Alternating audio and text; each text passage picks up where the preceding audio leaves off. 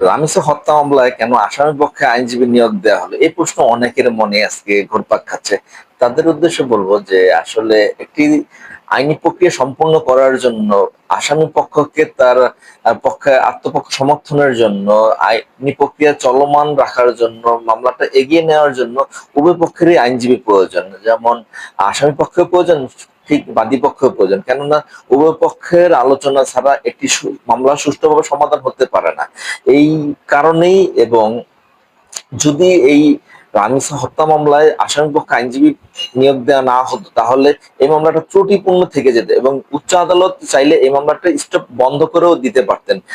তার জন্য এই ত্রুটি মুক্ত করার জন্য, মামলাটির স্বচ্ছতা আনার জন্য এবং সকলের কাছে গ্রহণযোগ্য করার জন্য এই মামলায় আসামিপক্ষে আইনজীবী নিয়োগ দেওয়া হয়েছে, যেন মামলাটি সঠিক ভাবে চলমান থাকে, দ্রুত নিষ্পত্তি হয় এবং মামলাটির সঠিক বিচার হয়।